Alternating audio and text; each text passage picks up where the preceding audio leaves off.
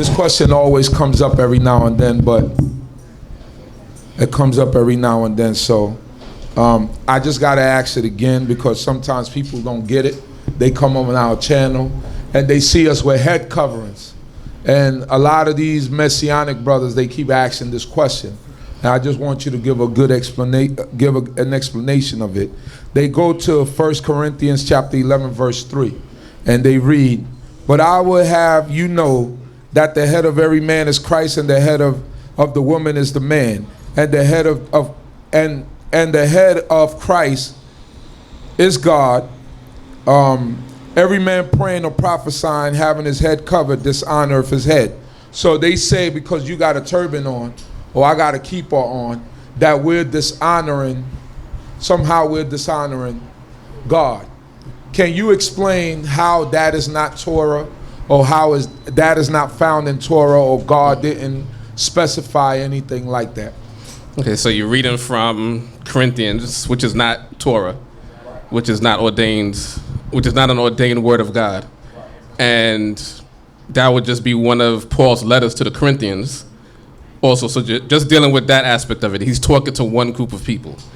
And if you know anything about what Paul did in his letters, he was political with what he was teaching.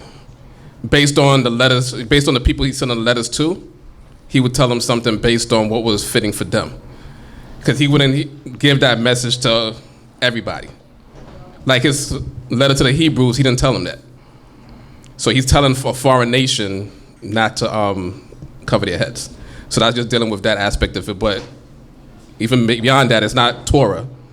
And in Torah, we read where the priests do cover their heads in order to, they have to, matter of fact, they have to cover their heads, else they be put to death. We just, been reading about that in the book of Numbers, and then previously, Leviticus, Exodus, going through Leviticus, that they have to have the priest, the high priest on down, have to have their heads covered. They have to wear everything God commanded them to put on in order to minister. So that would involve them teaching, doing offerings, or anything. They had to have their heads covered. So that would, the priests having to have their heads covered to do their job would contradict what Paul was saying.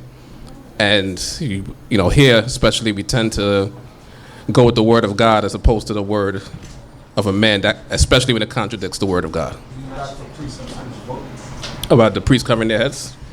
Exodus should be 28.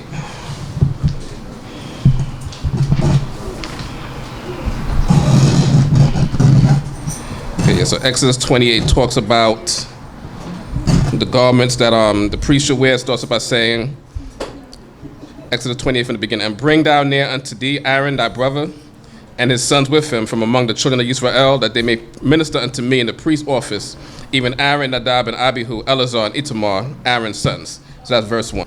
And verse 2, "And thou shalt make holy garments for Aaron thy brother, for splendor and for beauty." So this chapter is talking about all of the articles of clothing that the priests have to wear, and it mentions that these are given to them for splendor and for beauty. So you go over to verse 39, "And thou shalt weave the tunic and checker work." So this is continuing to talk about the articles of clothing for the priests. "And thou shalt weave the tunic and checker work of fine linen." So that's or basically a long shirt. That's the tunic. "And thou shalt make a mitre of fine linen," and the mitre, that's the turban of fine linen. "And thou shalt make a girdle, the work of a weaver in colors." And that's for the high priest. "And for Aaron's sons, thou shalt make tunics, and thou shalt make them girdles, and head tires shalt thou make for them for splendor and for beauty." So the high priest had the mitre, and I'm just using the English translation just so everybody understands. But both were actually turbans. One is a mitznefet, the other was an amigbaot. So the priest had to wear the mitre, what they translate as a mitre, which is a turban, and his sons, which are the priests, had to wear head ties, or basically a variation of a turban as well. So they had to have their heads covered. And it says also, to finish in verse 40, "And head ties shalt thou make for them for splendor and for beauty. And thou shalt put them upon Aaron thy brother, and upon his sons with him, and shalt anoint them, and consecrate them, and sanctify them, that they may minister unto me in the priest's office." So they can't be in the priest's office unless they wear all of the articles of clothing that, including the turbans that they were commanded here. So that's just Exodus 38 that said that they had to have their heads covered. Exodus 29, the next chapter, actually talks about the whole consecration process, and it mentions in verse 9, and thou shalt gird them with girdles, Aaron and the sons, and bind head ties on them, and they shall have the priesthood by perpetual statute, and thou shalt consecrate Aaron and his sons. So that's between Exodus chapters 28 and 29, talk about the priests have to have their heads covered as part of their consecration and a part of their service that whenever they go before the Most High.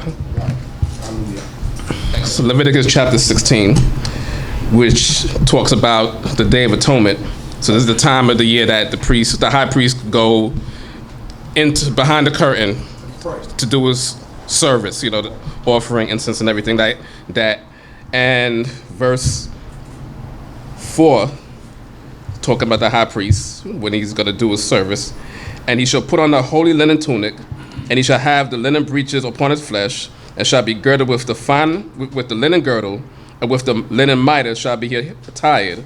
They are the holy garments, and he shall bathe his flesh in water and put them on.